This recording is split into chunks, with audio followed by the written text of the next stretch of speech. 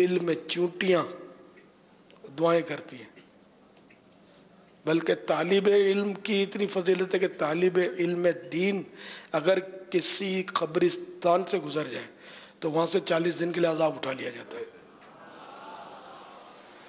طالب علم دین کے راہوں میں فرشتے پر بچھاتے ہیں۔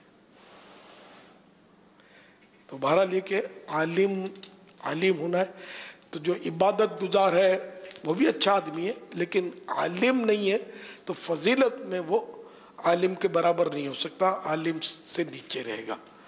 اللہ تعالیٰ کی صفت عالم ہے، عابد ہونا اللہ کی صفت نہیں ہے۔ عابد مانے عبادت گزار، اللہ عبادت نہیں کرتا، اللہ علم والا ہے۔ حدیث پاک میں آیا جو شخص طلب علم حاصل کرنے میں فوت ہو جائے، اللہ تعالیٰ سے ملے گا اس حال میں کہ اس میں اور پیغمبروں میں درجہ نبوت اور اس کے کمالات کے سوا کوئی درجہ نہ ہوگا۔ حدیث پاک میں آیا جو شخص ایک باب، ایک چیپٹر علم کا دوسروں کے سکھانے کے لیے سیکھے، اس کو 70 صدیقوں کا اجر دیا جائے گا۔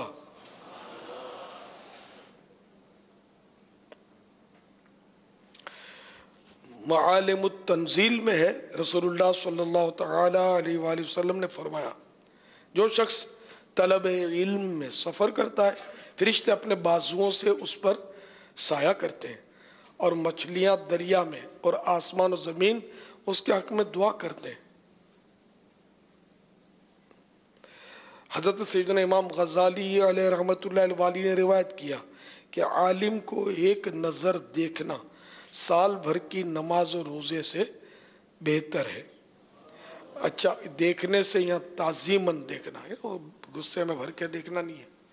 اعلیٰ حضرت نے اس طرح کی روایت کی، ماتحت یہی لکھا ہے کہ عالم کو تعظیم کی نظر سے دیکھنے کی فضیلت ہے۔ وہ اس حدیث کے تحت کہ عالم کو دیکھنا عبادت ہے، تو اس میں اعلیٰ حضرت نے اس کے تحت یا اس کے سے پہلے لکھا ہے کہ یہاں مطلب ہے کہ عالم کو تعظیم کی نظر سے دیکھنا۔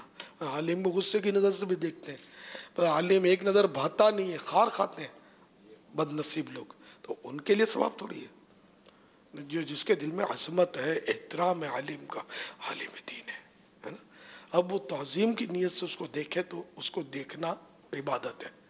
اور امام غزالی نے یہ روایت کی کہ ایک نظر دیکھنا سال بھر کے نماز روزے سے بہتر ہے۔ تو یہاں مراد نماز نفلی اور نفل روزے ہی لیے جائیں گے، ظاہر فرض نمازیں، فرض روزے ان کے اپنے فضائل ہیں۔ یا بعض اوقات یہ مبالغہ ہوتا ہے کہ بہت زیادہ ثواب ہوتا ہے عالم کی زیارت کرنے سے، یہ بھی مراد ہو سکتا ہے۔ تو بہرحال یہ کہ عالم ہے، اس کا احترام کرنا چاہیے، اس کے آگے نہیں چلنا چاہیے، اس سے نظریں نہیں ملانی چاہیے، اس سے الجھنا نہیں چاہیے، اور بس اس کا احترام جتنا زیادہ کریں گے اللہ کریم کی بارگاہ میں اتنا ہی قرب حاصل ہوگا، رب اتنا ہی راضی ہوگا۔ مصطفیٰ کریم صلی اللہ تعالی علیہ وآلہ وسلم بھی عالم، ساری امت میں، ساری مخلوقات میں سب سے بڑے عالم، ہر نبی عالم، اور ہر نبی اپنی امت میں سب سے بڑے عالم۔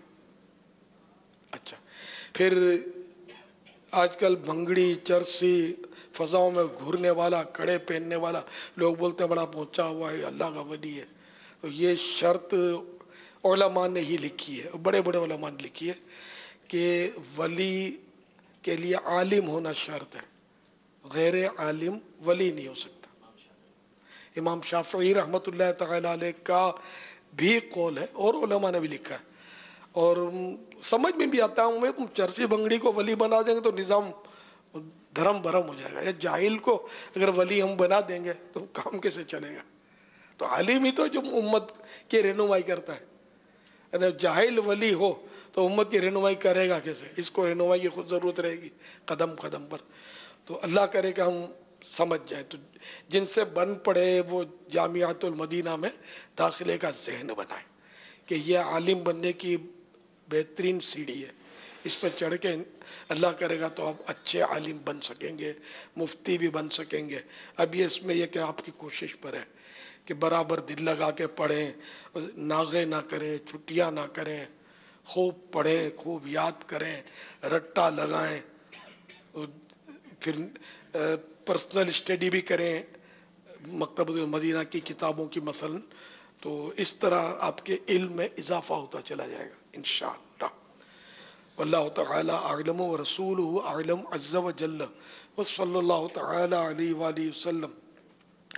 صلو علی صلی اللہ الحبیب تعالی صلی علی اللہ محمد۔ تعالی علی ماشاءاللہ، یہ جو فضائل ابھی ہم نے سنے، تو میں جب امیر سنت سے یہ فضائل سن رہا تھا تو مجھے ہمارے مفتی اہل سنت، مفتی دعوت، مفتی قاسم صاحب متضل علی یاد آ رہے تھے۔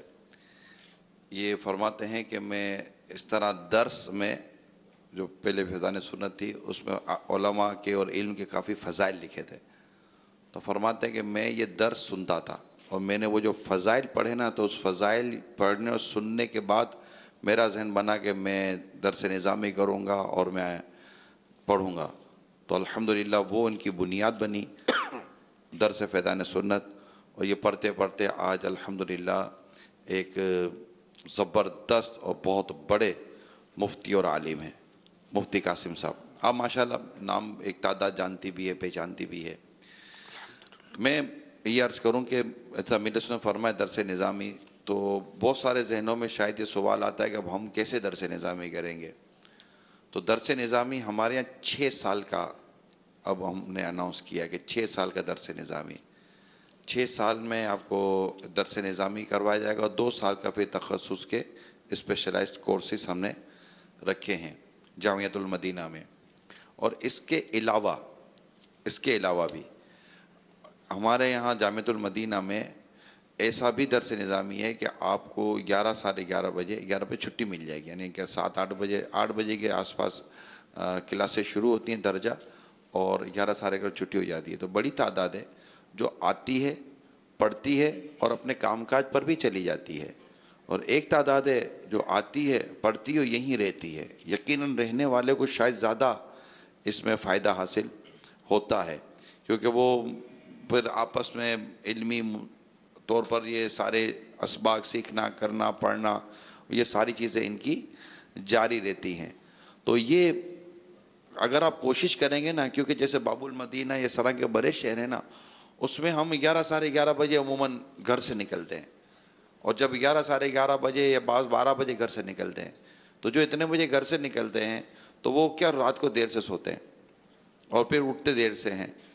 تو اگر وقت کی قدر کریں اور ہم رات کو جلدی سو جائیں اور صبح فجر کی نماز کے بعد ہم اپنا یہ درس نظامی شروع کر دیں، تو بھی مدینہ اللہ نے اگر آپ کو توفیق دی ہے تو آپ دعوت اسلامی کے مختلف کورسز کر لیں۔ الحمدللہ 1 سے 1 کورسز ہیں، آن لائن درس نظامی بھی ہو جاتا ہے، اور ماشاءاللہ علم دین کے کئی کورسز ہوتے ہیں، تو یہ بھی بہت عمدہ ہے۔ لیکن یہ کہ ہمیں سنجیدہ ہونا پڑے گا، اور پڑھنے کا آپ ذہن بنا لیں کہ میں نے انشاءاللہ شوال المکرم میں اپنے جامعۃ المدینہ میں داخلہ لینا ہے۔ آپ اسٹارٹ لیں، آغاز کریں، اللہ کی رحمت سے کوئی ایسا تھوڑی کہ آپ کو 50 60 70 ہزار روپے کی فیس بھرنی پڑے گی اور آپ کو لگے گا کہ یار یہ نہیں ملیں گے تو واپس۔ اب داخلہ لے، پڑھنا شروع کرے، اللہ نے چاہا تو دل لگ جائے گا بابا، مفت ہے یار۔ مفت ہے بابا۔ السعی منی، السعی منی والاتمام من اللہ، کوشش میری طرف سے، تکمیل یعنی اس کو پورا کرنا اللہ تعالیٰ کی طرف سے۔ ہم کوشش کریں گے تو انشاءاللہ پا بھی لیں گے۔ من جدہ من جدہ وجدہ، جس نے کوشش کی اس نے پا لیا۔ اب کوشش کرنے والے تو بنے۔ ہے کوئی نیت بنتی ہے کسی کی؟ یہ دونوں میں نے محاورے بتائے، آیتیں نہیں پڑھی ہیں، یہ محاورے، محاورہ بولتے ہیں، مقولہ بولتے ہیں، پتہ انگلش میں کیا بولتے ہیں۔ تو یہ آیتیں حدیث کی یہ میں نے عبارتیں نہیں پڑھی تھی، کیونکہ وہ عوام جو ہے نا عربی عبارت کو بھی پڑھی جائے نا تو بعضوں کا سمجھتے یہ آیت پڑھی۔ اللہ قرآن میں فرماتا ہے، اگر آگے بڑھیں گے تو یہ کہہ کر آزمائش ہو جائے گی۔ میں نے کہا چلو میں وضاحت کر دوں۔ ہے کوئی نیت بنتی ہے اسلامی بھائیوں کی درس نظامی میں داخلہ لینے کی؟ اب داخلہ لے کر کوشش تو کریں۔ کون کون माशाअल्लाह माशाल्लाह हमारे यहाँ तो बाबा रात का भी दरस निजामी है। अल्हम्दुलिल्लाह है कौन कौन नियत करता है जरा पता चले ना। माशाल्लाह माशाल्लाह। माशाअल्लाह अल्लाह हम सबको इल्म दीन हासिल करने की हिर्स अता फरमाए। इस्तिकामत भी अता आमीन आमीन। लब्बैक या मुर्शिद लब्बैक। ये कल रात को कॉल आई थी हमारे रुकन शुरा सईद आरिफ बापू की, ये सौती पैगाम हम चला रहे हैं। अल्लाह ताला अज़्ज़ वजल आपने जो जहन दिया कि मौला अली रदी अल्लाह ताला उनके नाम से और अहले बैत के नाम से दुनिया भर में जो मसाजिद 2121 बनानी हैं, उसमें से इंशाअल्लाह रहमान हिंद में 421 मसाजिद हम बनाएंगे अल्लाह ने चाहा तो। आप दुआ फरमा दे इंशाअल्लाह रहमान। अभी मेरी खुद्दामुल मसाजिद के मजलिस के निगरान से भी बात हुई है और मशवरे से ये तय पाया है कि इंशाअल्लाह हिंद में 421 मसाजिद मौला अली रदी अल्लाह ताला अन्हु और अहले बैत के नाम से बनाई जाएगी इंशाअल्लाह। मरहबा मरहबा मरहबा। अल्लाह करे कि आपके कहे की लाज रह जाए।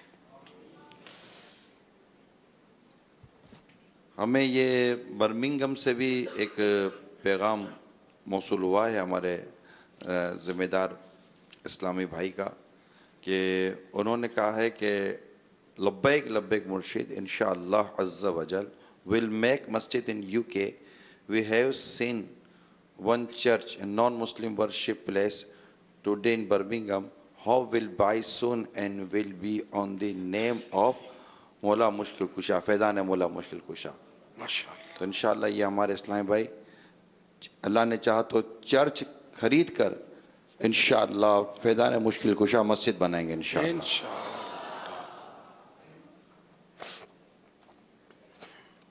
सवाल चलाइए।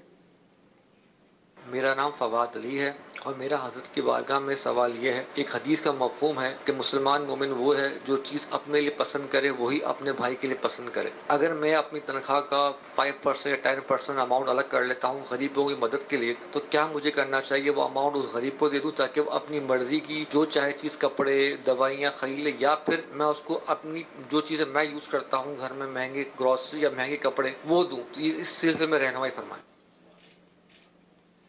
आपको कोई नकद पैसे दे ये पसंद है या उसकी पसंद की चीज आपको दे जो आपको पसंद ना हो, तो शायद आप पसंद करेंगे कि यार नकद मिल जाए तो अच्छा है। बच्चा भी तो बीमार चल रहा है आजकल, वो दवा दिलानी है उसको, और बच्चों की अम्मी भी नरम गरम रहती है तो कोई ताकत की दवा इसको भी ला कर दूंगा। तो अब ये जो आपको पसंद है, नकद रकम मिलना पसंद है तो नकद रकम दे दें, और अगर उसकी पसंद की चीज आपको पसंद है, काम आए, यानी कि उसकी चीज आपको ज्यादा पसंद है रकम के बदले में, ऐसा करने, शायद समझ गए होंगे। लेकिन अपनी चीज के पसंद की चीज भी देना बुजुर्गों से साबित है, तो कोई शक नहीं है। तो जिस तरह आप करें, लेकिन यूं अकली तौर पर मैं ये समझ में आता है कि हम रकम दे देंगे ना तो यार उसकी जो भी जरूरत है ना वो ले लेगा। हम चीज देंगे, अब खुदा जाने उसको जरूरत है नहीं है। जैसे मुझे तजर्बा है ना, मुझे क्या क्या चीजें लोग उठा के दे जाते हैं, संभालना मुश्किल होता है, काम की भी नहीं होती, तरह तरह की अपने अपने कल्चर की चीज दे जाएंगे, इधर से उधर से मुख्तलिफ, संभालना पड़ता है। किसी को दे भी कैसे, उसके भी काम की नहीं होती, बस धूल चढ़ती रहती है। तो वाकई जिसको भी दे, खासकर मजहबी लोगों को लोग मुसल्ले देते हैं। अब वो मुसल्ले क्या करेगा, दुकान खोलेगा यार। हाजी पर जो भी हाजी साहब आए मुसल्ला और तस्बीह उठा कर ले आ रहे, अब वो बेचारा कितनी तस्बीहां पढ़ेगा, कितने मुसल्ले वो नमाज में इस्तेमाल करेगा, इधर उधर हो जाएंगे मुसल्ले। आलीशान कीमती मुसल्ले लाते हैं। अच्छा, ये इमाम साहब बोलते हैं आलीशान मुसल्ले, आलीशान दुकान खोले तो भी बदनाम हो जाए। आधी कीमत में बेचने निकले, मौलाना के यार बच्चे को अर्जेंट दवाई चाहिए, तनख्वाह खत्म हो गई, आखिरी तारीख है, बुखार में तप रहा है, अब क्या मुसल्ले का टुकड़ा निकाल के बेचेगा? दवा वाला दवा देगा, मौलाना बेचने भी जाएगा तो बदनाम होगा। हज में जो मुसल्ला मिला मौलाना बेच रहा है, तौबा तौबा। हालांकि बेचना जायज है, इसकी मिल्क है, लेकिन अवामन तो मायूब है ना। तो इसलिए रकम सबसे आसान भी, देना भी आसान, और اس کے لیے بھی آسان، سنبھالنا بھی آسان، استعمال بھی اس کا کافی. اللہ کرے دل میں اتر جائے میری بات. دیکھو میں اپنی ذات کے لیے نہیں کہہ رہا، مجھے تو آپ نے دینا ہی نہیں ہے. مجھے آپ نے چاند رات کو مدنی قافلہ دینا ہے. مجھے آپ کی رقم نہیں چاہیے، مجھے آپ چاہیے. کون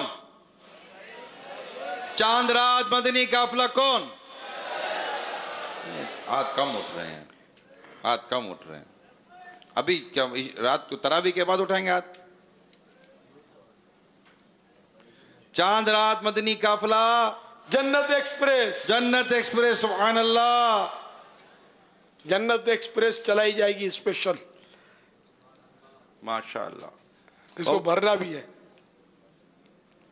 تو بہرحال یہ کہ یہ وسوسہ آتا ہوا کہ اپنے لیے لائن کلیئر کر رہا ہے. معاذ اللہ، مجھے کوئی کمی نہیں ہے. واقعی مجھے نہیں آپ تحفے بھی نہیں دیں، پیسے بھی نہیں دیں، بس آپ میری دعوت اسلامی کا مدنی کام کرتے رہیں. الحمدللہ میرا پیٹ بھرا ہوا ہے، کھاتا ہوں، دو نوالے بچ جاتے ہیں. اللہ کی رحمت ہے، کوئی محتاجی نہیں ہے، کسی کی محتاجی نہیں ہے. نہ غذا کی کمی ہے، نہ دوا کی کمی ہے، نہ اللہ کا کرم ہے. کون دیتا ہے؟ آئے تو سامنے. کون دیتا ہے؟ دینے کو منہ چاہیے، دینے والا ہے سچا ہمارا نبی. کون دیتا ہے؟ دینے کو منہ چاہیے. کون دیتا ہے؟ دینے کو منہ چاہیے. دینے والا ہے سچا ہمارا نبی. دینے والا ہے سچا ہمارا نبی. صلی اللہ تعالی علیہ وآلہ وسلم. میری سال سے بوڑھی ہو چکی ہے، 2-3 سال سے نا وہ روزے چھوڑ گئے ہیں، نہیں رکھ سکتے. تو ان کی جگہ پہ میرے بچے رکھ سکتے ہیں روزے؟ کسی ایک کے بدلے دوسرا روزہ رکھے، نماز پڑھے، یہ نہیں ہوتا اس طرح. بلکہ اگر وہ ایسی بوڑھی ہے کہ آئندہ بھی اب اس کی صحت لوٹ کر نہیں آئے گی، قرینہ یہ بتا رہا ہے، بالکل ضعیفہ ہو گئی ہے، آئندہ صحت نہیں لوٹے گی، نہ گرمی میں روزے رکھ سکتی ہے، نہ سردی میں رکھ سکتی ہے. مثلا یہ گرمی میں نہیں رکھ سکتی، سردی میں رکھ سکتی ہے تو سردی میں قضا کرے.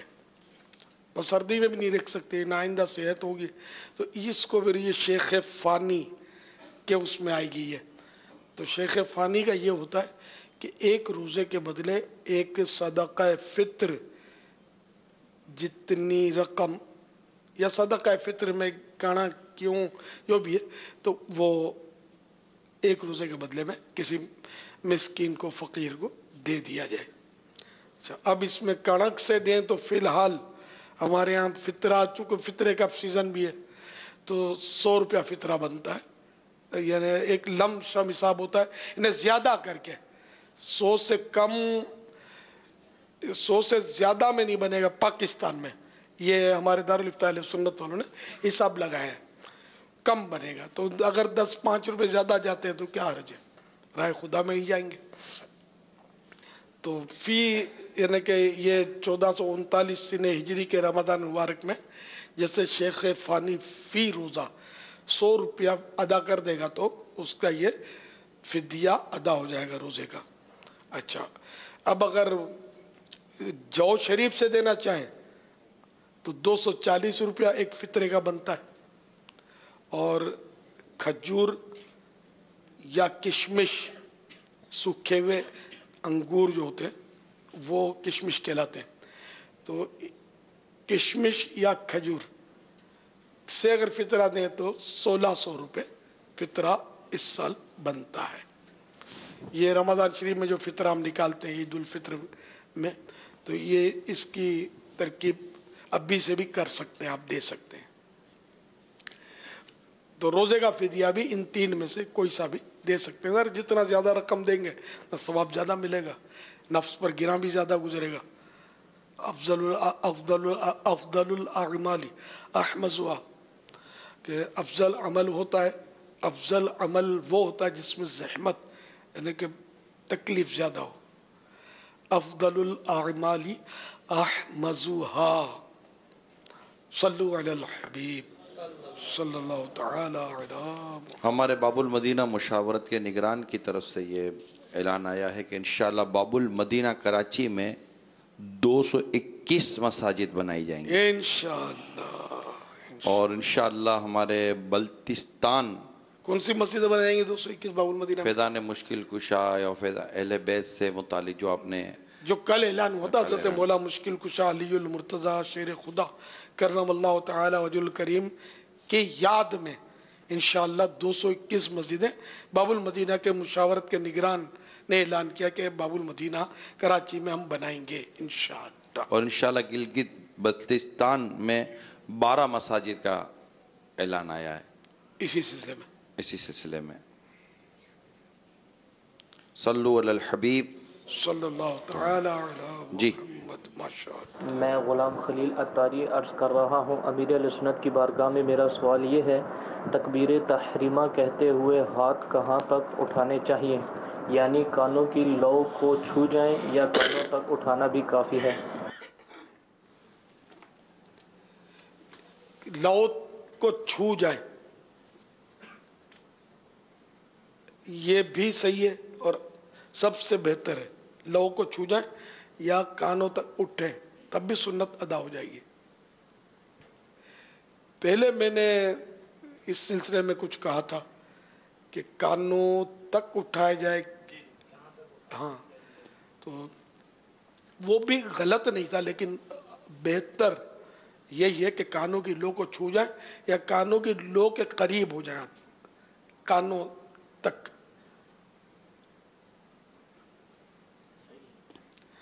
واللہ تعالی اعلم ورسولہ اعلم عز وجل صلی اللہ تعالی علیہ وآلہ وسلم۔ صلو علی الحبیب صلی اللہ تعالی علی محمد۔ جنات وضو، غسل اور عبادتیں مثلا نماز، روزہ وغیرہ کس طرح ادا کرتے ہیں؟ جس طرح انسان کرتے ہیں ویسے ہی یا کسی اور انداز میں؟ یہ علامہ جلال الدین سیوطی رحمۃ اللہ تعالی علیہ نے لقط المرجان میں اور دیگر بزرگوں نے بھی بعض نے لکھا ہے، جس کا خلاصہ یہی ہے کہ چونکہ یہ مکلف ہیں جنات، تو جو مسلمان جنات ہیں وہ وضو بھی کرتے ہیں، نمازیں پڑھتے ہیں، روزے رکھتے ہیں، زکاتیں ادا کرتے ہیں، یہ بھی عبادتیں کرتے ہیں۔ واللہ تعالی اعلم ورسولہ اعلم عز وجل صلی اللہ تعالی علیہ وآلہ وسلم، اعتکاف بھی کرتے ہیں۔ صلو علی الحبیب صلی اللہ تعالی علی محمد۔ میرا نام محمد وقاص ستاری ہے، امیر اہل سنت کی بارگاہ میں سوال ہے، نماز میں صدل مکروہ تحریمی ہے، یہ ارشاد فرمائیں کہ نماز کے علاوہ صدل کا کیا حکم ہے؟ صدل، نماز میں صدل پہلے بولتے کس کو ہے؟ سر یا کندھوں سے کپڑا لٹکانا، جیسے یہ چادر ہے نا، نظر آئے اس طرح میں، یہ ذرا اونچے سے لیں گے تو نظر آئے گی سرے اس کے۔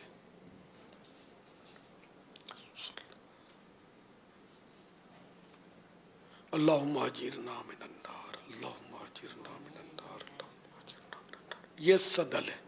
اچھا، یہ بھی صدل ہے، یہ دونوں صدل کہلاتے۔ تو نماز میں اس طرح، اور یہ بھی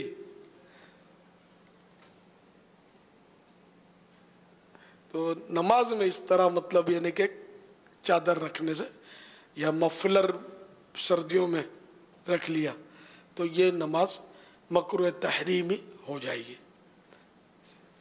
اس طرح نماز پڑھی تو نماز تو اچھا۔ اب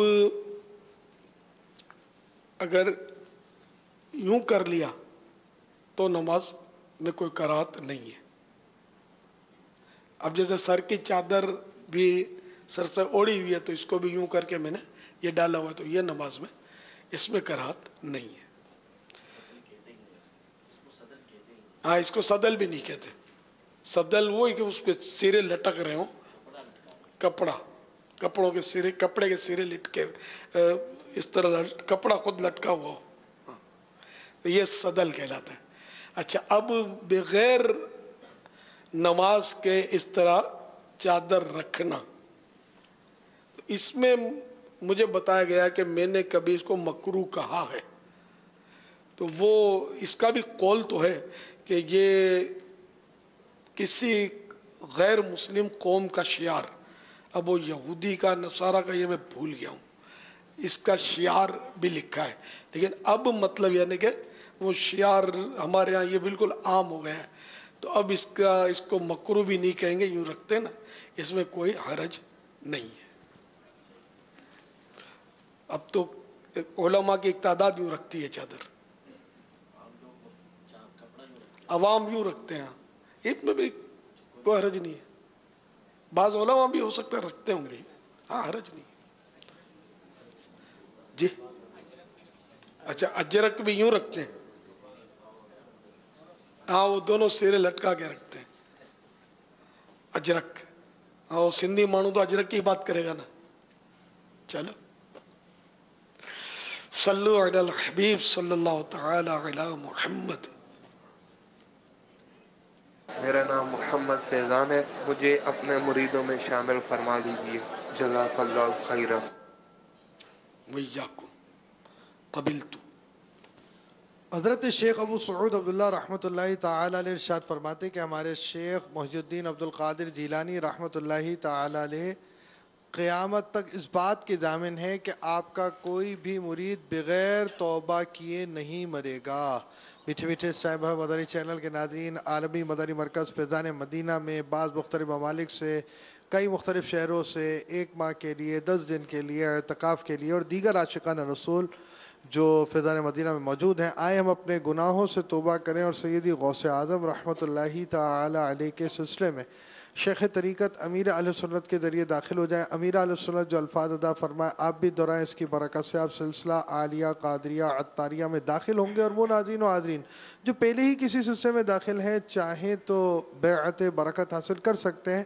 امیر اہل سنت فرمائے مرید ہوتا ہوں میں، تو آپ کہیے طالب ہوتا ہوں میں، آپ اپنے ہی پیر صاحب کے مرید رہیں گے انشاءاللہ عز و جل۔ اس سلسلے کا فیضان بھی جاری ہو جائے گا۔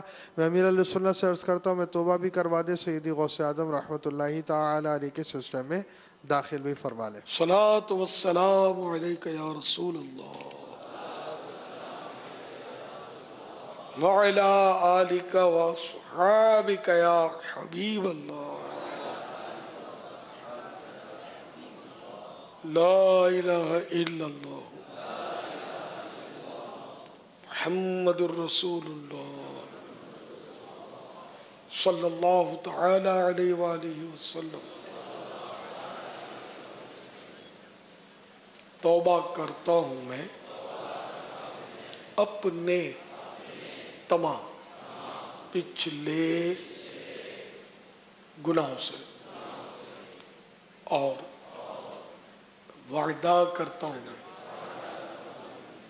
کہ آئندہ شریعت پر چلوں گا، بد مذہبوں، برے لوگوں کی صحبت سے بچتا رہوں گا، نماز روزے کی پابندی کرتا رہوں گا،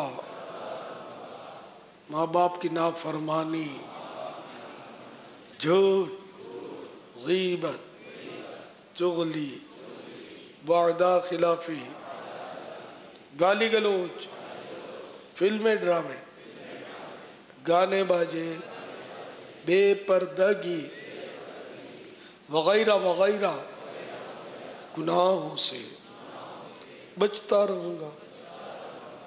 اے اللہ میری اس توبہ کو قبول فرما اور مجھے میرے وعدے پر ثابت قدم رکھ۔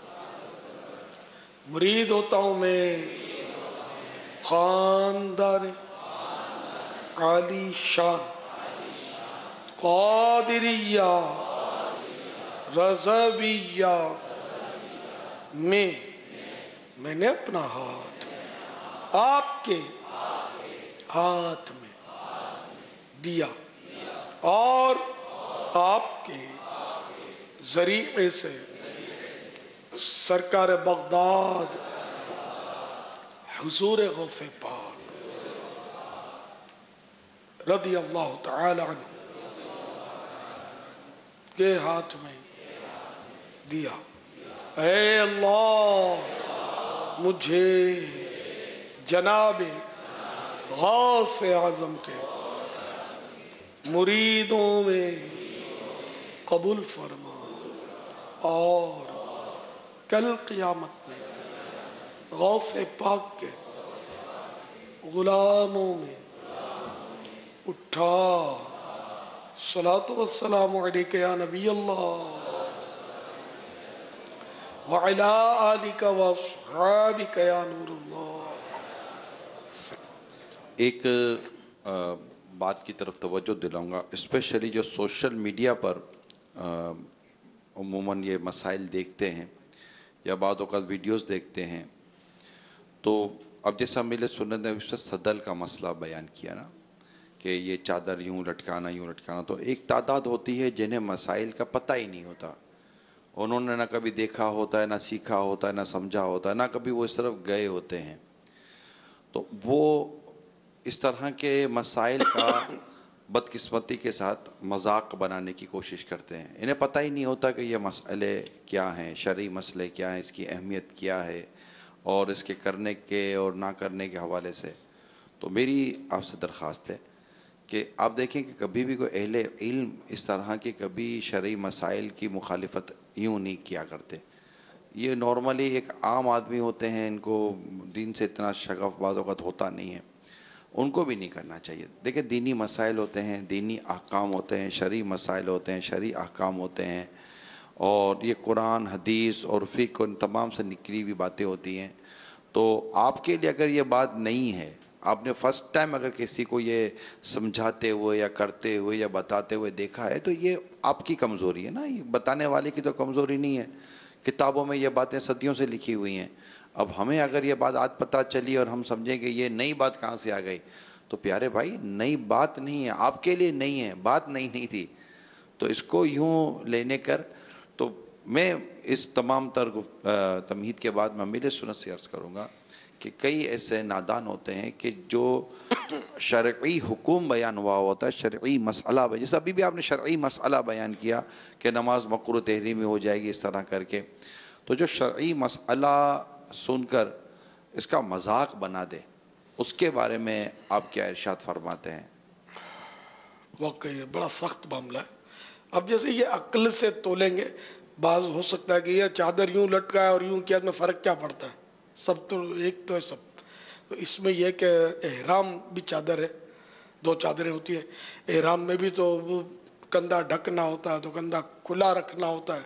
तो अब खुला रखने में क्या है और बंद करने में क्या है? तो जहाँ सुन्नत है खुला रखना, तो वहाँ सुन्नत अदा होगी खुला रखने से।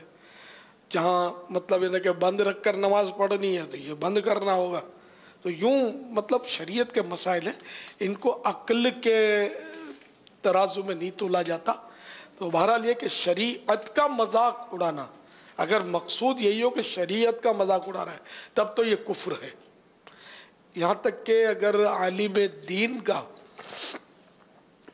फतवा, मुफ्ती साहब का फतवा, मुफ्ती इस्लाम का फतवा अगर कोई हकारत से जमीन पर दे मारे, तो ये भी कुफ्र है।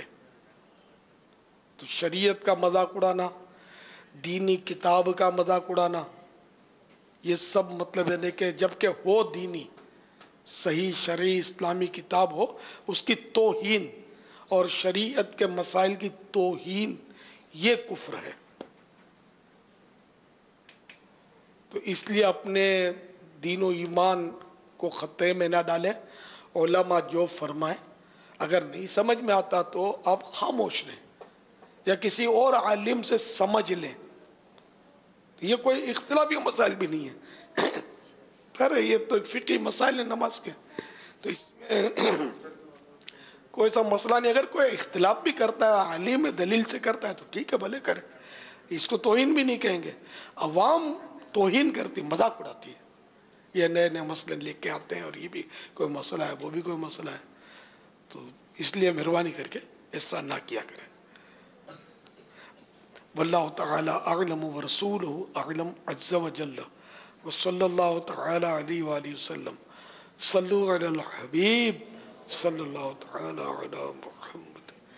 پیارے مرشد کریم وقاص علی اتاری، ضلع گجرانوالہ، ڈویژن کلاس کی اتار نگر. پیارے مرشد کریم کی بارگاہ میں سوال تھا کہ جو 10 دن کے سنت اعتکاف بیٹھتے ہیں، اس میں یہ جو خیمے لگاتے ہیں، پردے وغیرہ، کیا یہ لگا سکتے ہیں؟ کیا ان کے بغیر بھی اعتکاف ہو سکتا ہے یا نہیں؟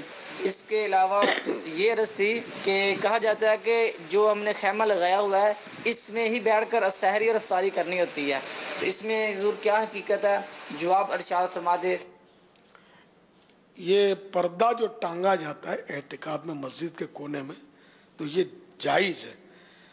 اچھا، سامان کی بھی تھوڑی حفاظت رہے گی، بندہ اندر چپ چاپ عبادت کرے گا، کوئی دیکھے گا نہیں، کھائے گا پیے گا تو دوسرے کی نظر نہیں لگے گی. فوائد ہیں اس کے، اور حدیثوں سے ثابت بھی ہے پردہ لگانا. اچھا، اب یہ کہ نہ لگانا یہ بھی کوئی گناہ نہیں ہے. اب جہاں تعداد زیادہ ہو تو وہاں نہیں لگا سکتے ہیں. یہاں تعداد زیادہ ہے، جیسے عالمی مدنی مرکز میں پہلے ہم پردے لگاتے تھے، اب نہیں لگاتے. بندے کی جگہ نہیں ہے، پردے کہاں سے لگائیں گے، اتنا رش ہو گیا. اچھا، اسی طرح مسجدین کریمین، مسجد نبوی شریف، مسجد الحرام میں معتکفین کی بہت تعداد ہوتی ہے، وہاں بھی کوئی پردہ نہیں لگتا، وہاں جگہ نہیں ہوتی نا، اتنی گنجائش نہیں ہوتی. اسی طرح سنا داتا دربار میں بہت اعتکاف ہوتا ہے، کافی مخلوق اعتکاف کرتی ہے. اب وہاں بھی شاید پردے نہیں لگتے ہوں گے، بہت پبلک ہوتی ہے. کہ کوئی تصدیق یا تکذیب داتا دربار میں دیکھا ہے اعتکاف؟ کیونکہ میں نے دیکھا نہیں ہے، سنا ہے. کوئی ہاتھ اٹھائے گا، دیکھا ہے کسی نے اعتکاف وہاں حاضرین میں؟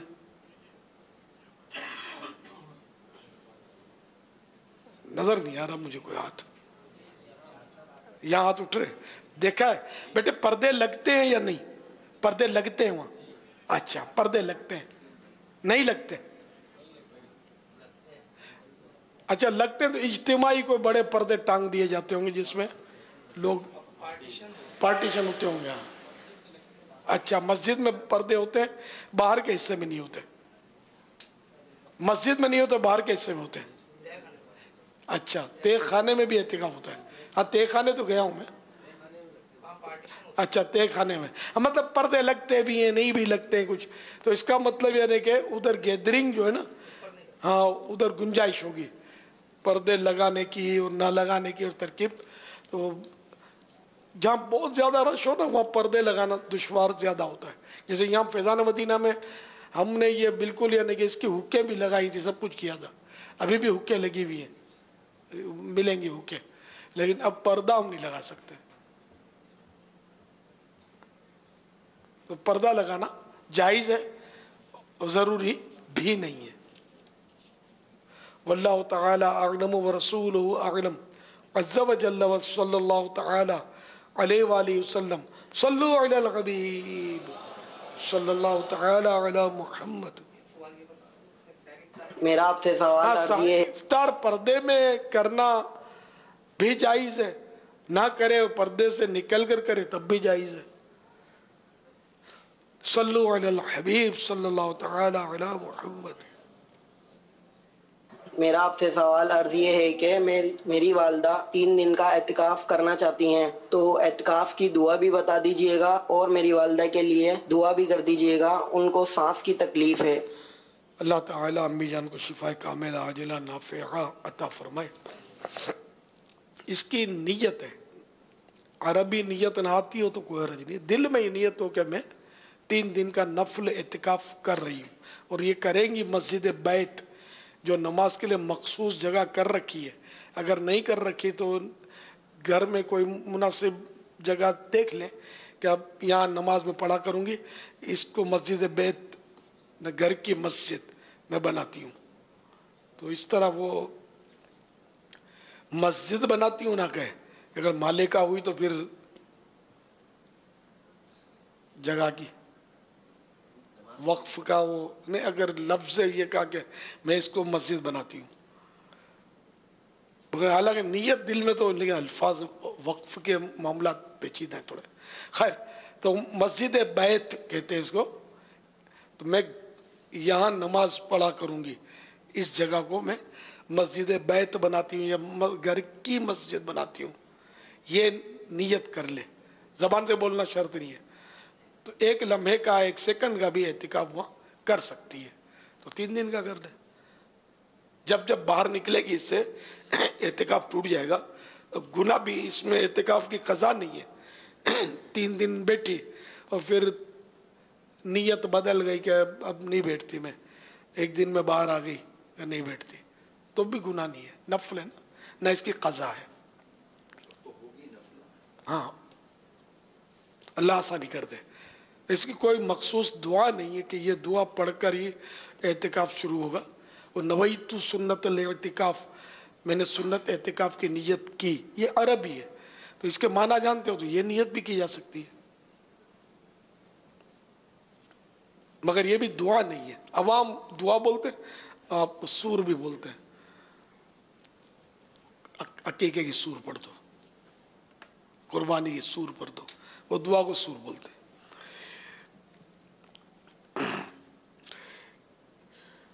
رمضان کی شان, حضرت سیدنا نافع بن جبیر رضی اللہ تعالیٰ عنہ سے مروی ہے کہ حضرت سیدنا عبداللہ بن انیس رضی اللہ تعالیٰ عنہ مدینہ منورہ زاد اللہ شرفوں و تعظیمہ کے قرب و جوار میں رہتے تھے. آپ رضی اللہ تعالیٰ عنہ نے بارگاہ رسالت میں عرض کی, مجھے ماہ رمضان میں ایک رات مسجد میں گزارنے کی اجازت عطا فرما دیجیے. چنانچہ مکی مدنی مصطفیٰ صلی اللہ تعالی علیہ وآلہ وسلم نے ماہ رمضان کی 23ویں شب, جیسے پاکستان میں آج جو اب رات شروع ہوگی کچھ دیر کے بعد, تو وہ 23ویں ہوگی, 23, تو 23ویں شب مسجد میں گزارنے کی اجازت عطا فرما دی. لہذا 23ویں رات کو اہل مدینہ عبادت کے لیے مسجد نبوی میں جمع ہو جایا کرتے. سبحان اللہ, نے ایک بار اجازت دے دی 23ویں شب کی, تو اب اہل مدینہ نے اپنا اس دور میں معمول بنایا کہ 23ویں رات مسجد نبی میں عبادت کرنی ہے. اللہ اکبر. اور آج 23ویں رات آ رہی ہے, اللہ ہم کو بھی عبادت نصیب کرے. اب تو رمضان جا رہا ہے. صلو علی الحبیب صلی اللہ تعالی علی محمد. آج جمعرات ہے, ہفتہ وار اجتماع کا بھی سلسلہ رہتا ہے. اب انشاءاللہ ذکر بھی ہوگا اور ذکر کے بعد انشاءاللہ دعا بھی ہوگی. صلو علی الحبیب صلی اللہ تعالی علی محمد. صلو علی الحبیب صلی اللہ تعالی علی محمد. سبحانک اللہم وبحمدک لا الہ الا انت استغفرک واتوب الیک. سبحانک اللہم وبحمدک لا الہ الا انت استغفرک واتوب الیک. سبحانک اللہم وبحمدک لا الہ الا انت استغفرک واتوب الیک. صلو علی الحبیب صلی اللہ تعالی علی محمد. الصلاة والسلام عليك يا رسول الله. الصلاة والسلام عليك يا حبيب الله. الصلاة والسلام عليك يا